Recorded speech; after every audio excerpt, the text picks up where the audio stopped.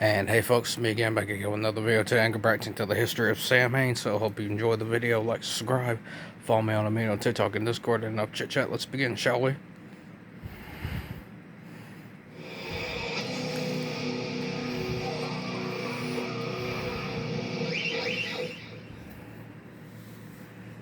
Glenn Danzig put out a ton of music in his career. The punks love him for Die Die My Darling, and the rock and rollers love him for Mother. But there was another band.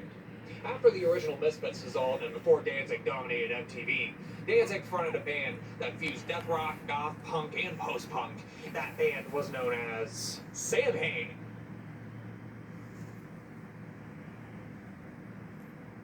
Okay, let's get the name pronunciation debate out of the way. Samhain was an ancient Celtic festival that took place between October 31st and November 1st. This festival marks the end of harvest season and the beginning of winter. Translating the Gaelic word, it simply means summer's end. Spiritually, it was believed that the living and the dead spirits would grow in freedom. Over time, Christianity took over the Celtic territories and Samhain evolved into Halloween. On the songs Samhain and November's Fire, Danzig pronounces it Samhain in accordance to its Celtic pronunciation. He went on record to say that it could be pronounced two ways, Samhain being the American pronunciation. But in most interviews where he's talked about the band, he pronounced it Samhain. Basically, me and Erie had decided to start a band, which was going to be called Samhain. Barry Vaughn is the bass player from Samhain. Is this Samhain? Given that the band existed before the internet, it was only natural that some people pronounced it as they read it. Samhain. In the 1981 movie, Halloween 2, Dr. Loomis pronounced it Samhain. Samhain, the end of summer. But it was pronounced traditionally for Halloween 3. The Festival of Samhain. Anyway, Festival of they never Samhain. found their way to correct anybody's pronunciation in interviews, so I'm just going to call it Samhain and move on. By 1983, Danzig outgrew the Misfits. He planned on forming a brand new band with Misfits photographer Erie Vaughn, and had already written a few songs that would become Samhain staples. The songs Blood Feast and Death Comes Ripping were meant for Samhain, but were contributed to the Misfits album Earth AD / Wolf's Blood. Earth AD showed the Misfits adopting a faster, more aggressive hardcore punk sound than they were known for. Part of this was due to Robo from Black Flag joining the band on drums. The Misfits turning metallic was not something Danzig was thrilled about. After the Misfits' final show on October 29, 1983, it was time to get down to business. Our business, perhaps? Samhain's lineup took some time to work out. Al Pike from Reagan Youth was briefly in the band, but he had a steady job and couldn't commit to touring. Then Lyle Preslar and Brian Baker of the recently broken up Minor Threat joined the band for a short time. Lyle contributed guitars for a few songs on the first album, but the primary lineup settled with Steve Zeng on drums, Erie Vaughn on bass, and Danzig doing vocals. Danzig also played guitar for the groundbreaking first album, Initium.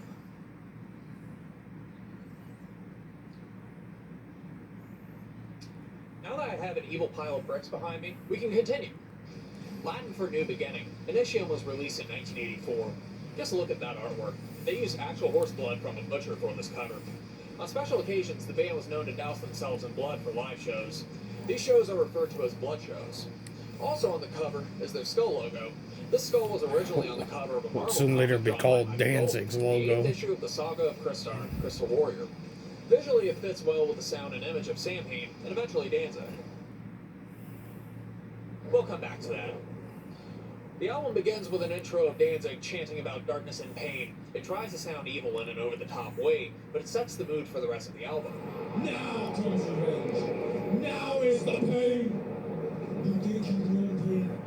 You know nothing. Then it blasts right into Samhain, a mid-tempo mission statement about Samhain the holiday, loaded with tom fills and death rock riffs. Black Dream is a frantic, punky track that delves into dark, almost metallic territory. All murder, all guts, all fun is a sing-along where the few chords available are played with power. Just in the first couple of songs, you can tell what the album is going for. It's a punk album at heart with some goth elements like bells, chimes, and a ton of reverb. Dark, but fun. The darkest song on here is the slow macabre, with chimes at the end of each measure.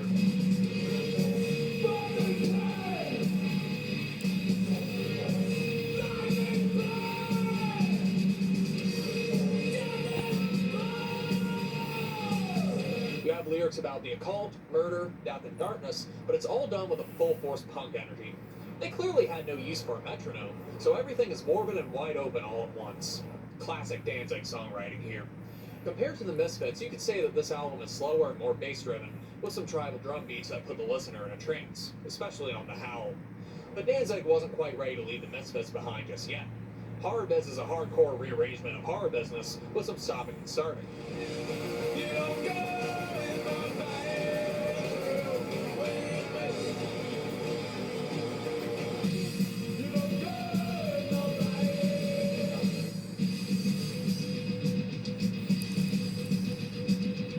Then the final song is Archangel. 5 minutes of sloppy power punk with a guitar solo to boot. Fun fact about Archangel, Danzig wrote it in 1981, and he wanted Dave Banian of The Damned to sing on it. Danzig and Terry only recorded tracks for Dave to sing over, but it never happened. Only on Initium did the song finally come to light. Consider the different elements of Initium. The album sounds like it was recorded in a cave. Everything is supposed to be spooky and evil in an over-the-top way. Yet there are catchy songs where the band sounds like they're having a good time. It would be wrong to say that Samhain is just a darker version of the Misfits. Initium is an album in its own class. The next release would also be in its own If class. the Misfits ever went that way, time that to go to is. school.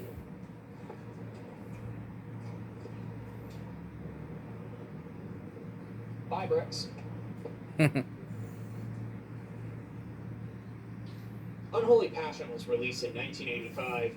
Originally 5 songs, this EP showed an evolution in the band's sound. The songs are slower, darker, more tribal, and the goth rock style is more embraced. Pete Marshall, also known as Damien, was the lineup's addition for guitar. Starting with the title track, it's a sexual mid-paced dirge with plenty of atmosphere. Once again, there's a Misfits rearrangement. This time, all hell breaks loose, but now it's just all hell. Where the Misfits version showcased speed, this rendition is slower, fierce, and somewhat ominous. Moribund follows. It's short, chorus-heavy, and switches between being a scream-along and being nuts. The wildest song is The Hungry End, with the most horror-filled punk energy you'll hear on the EP. With the intense drumming, it sounds like Steve's arms are about to fall off. I Am Misery is the final song, showing off dark atmosphere, galloping drums, dissonant guitar chords, and maybe even some Doors influence. Between the more complex music and the teddies on the cover, Unholy Passion proved itself to be an appropriate successor to Initium. After it came out, Steve Zing was replaced with Reptile House drummer London May. And with that, Samhain had November's Fire and a Kiss of Steel under their grip.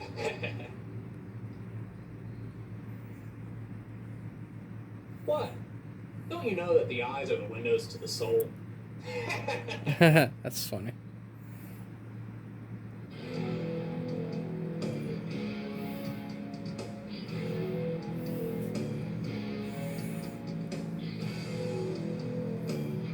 It's not like the band trying to go Black Sabbath.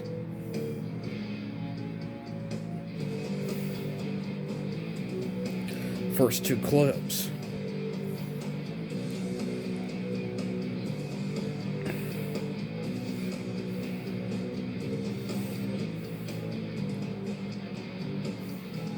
November Coming Fire came out in 1986. Since London was new to the band and didn't have time to learn all the songs, Danzig played drums for half the album. Many fans of the band consider this to be a great album for the fall season, because the band goes all the way with the eerie atmosphere and gothic styles. For the most part, the darkness and evil image is played straight this time, but that doesn't mean the fun or the punk sound is gone. Diabolos 88 initiates the album with its only riff, bells, chimes, baritone chanting, a tom-heavy drum line, and spacey production. Then it goes into the fierce in my grip, metallic fury at ramming speed. Other fast and bouncing thrashers like Kiss of Steel and Unbridled bring the noise in all their reverberated, gloomy glory. Of course, there's also time to slow things down. Mother of Mercy lets the chords ring out between the galloping drum lines and its chants. We all want our time in hell. To Walk the Night showcases Danzig's crooning about loneliness. Then there's the heavy, driving, reinterpreted Misfits jam Halloween 2. The reason Samhain did these Misfits covers was to demonstrate the difference between how each band approaches a song. Formulae Vitalis Ephesus Morum et Excommunicationum Stribus et Victus Lupus Crutere.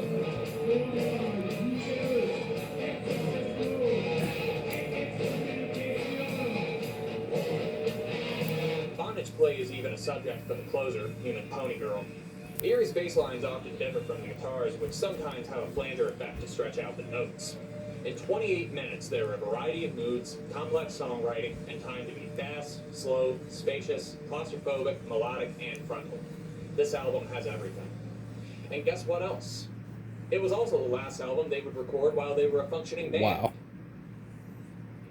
In July 1986, producer Rick Rubin attended their New York City show at the Ritz. Danzig's performance and stage presence wowed Rick, even though Rick didn't care for the music. He knew Danzig had potential to be a big figure in rock, so Rick wanted to sign him to American Recordings and assemble a rock supergroup. Rick only wanted Danzig, but Danzig refused to sign without Erie. This partnership with Rick and Danzig promised eventual stardom, but this also came with Rick's influence on Danzig on how to achieve said stardom. Pete was let go, and London was eventually fired because the band felt his playing wasn't good enough for the direction they were heading towards. Since Danzig would be the star of the show, Rick suggested changing the name of the band to Danzig. That way, if And there that's were how any minor problems in the future, there the wouldn't name be came any into change. fold. With John Christ enlisted for guitar and Chuck Biscuits recruited as the drummer, Danzig was formed. In the meantime, Sorry to fix Unholy my Passion camera. got remixed. Danzig re-recorded some vocal takes and overdubbed Pete's guitar work.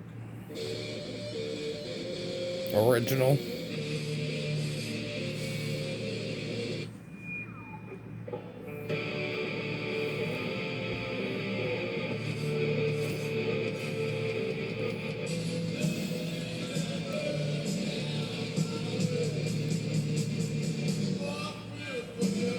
Sounds like Juju Bone. Yeah, that's what it sounds like. I'm a Juju Bone, gonna treat you right. This second version included an extra track, Misery Tomb, which is basically just... I'm out of time, it's time.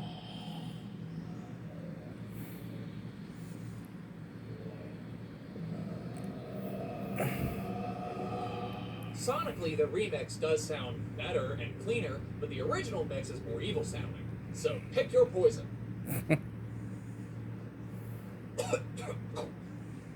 Oh, shit! Danzig's first album came out in 1988. Two exceptional Danzig albums. The dark side of things. Highly The music recommended. was more accessible to the rock audience, with fan favorites like Twist of Cain and others. Danzig's Twist of Cain, music was baby, unleashed come alive, I'm a the tool. sound of the first album. 1990 was also the year Samhain's final album saw the light of day. Originally going to be called Samhain Grim, Final Descent was on the back burner since before the Danzig name change. Unholy Passion was out of print at that point, so the remixed version was the B-side of Final Descent. But Final Descent also had a second version. The 2000 box set had the Unholy Passion remix on its own disc. What took their place on the Final Descent disc were songs recorded while London was still in the band. So the lineup is all over the place. There's Danzig and Erie, of course. John Christ plays guitar on a few songs, London plays on a few songs, and Death in Its Arms had Chuck Biscuits on drums because it was recorded during the Danzig 2 sessions. But a drum machine was used for most of the A-side. Now for the music, specifically for version 2 since we already covered Unholy Passion. Everything is heavier and more metallic than previous albums, so the Samhain style is blended with the heaviness of Danzig. The instrumental Night Chill is slow and spooky with its use of keyboards and bells. The foreboding Descent and Thrasher the Birth Death in Its Arms. while showing off shredding leads from John Christ. There's the slow and bluesy Death in Its Arms and the bass-driven, pounding Lords of the Left Hand. On the second half are some tracks that became Danzig songs. Here are early raw versions of Possession, Twist of Cain, and Trouble.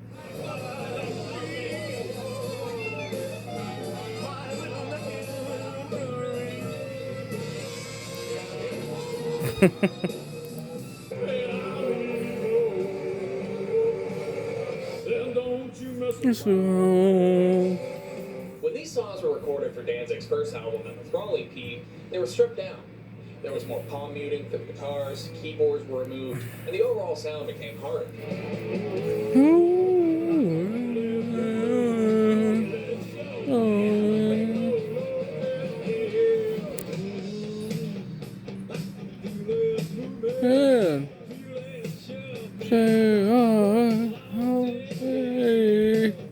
Finally, there's the closer, Lords of the Left Hand. That's right.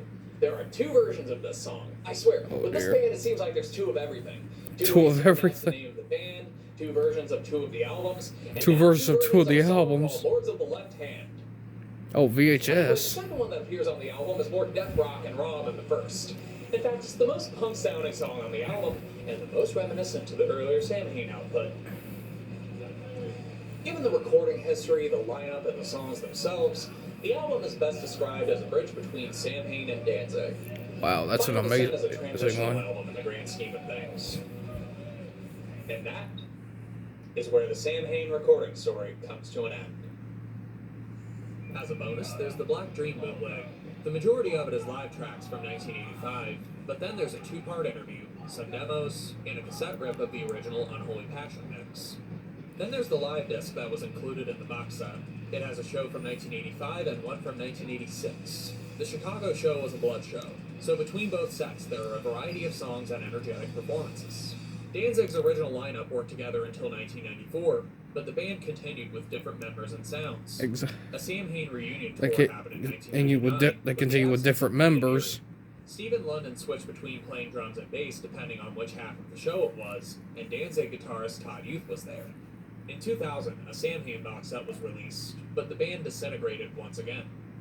The immediate aftermath brought the horror punk and death rock project Son of Sam. Songs from the Earth featured Todd, Steve, London, and AFI's Davey Havoc. Danzig himself even plays on a couple songs. Samhain played a couple scattered reunion tours, with Tommy Victor or Peter Adams on guitar. Even the Misfits did some reunion shows with Danzig. Danzig kept himself busy over the years with publishing comics, directing movies, and of course, writing a few Danzig comics. the band. Erie Vaughn took on painting and pursued a solo music career after leaving Danzig. Pete Marshall played guitar for Brain Eaters and Iggy Pop after being fired from Samhain. London May took on different musical projects like Distorted Pony and Ministry, and also went into acting. Steve Zing took on projects like China, Doomtree, Black 29, and even joined Danzig on bass.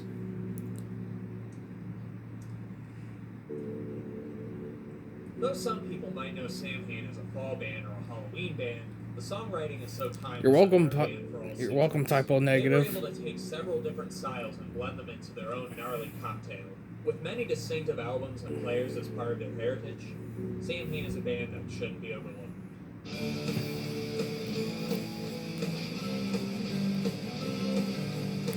Anyway, folks, hope y'all do enjoy this pretty long reaction video. Like, subscribe, follow me on Amino, TikTok, and Discord, and God bless y'all for it. And I'll see you next video.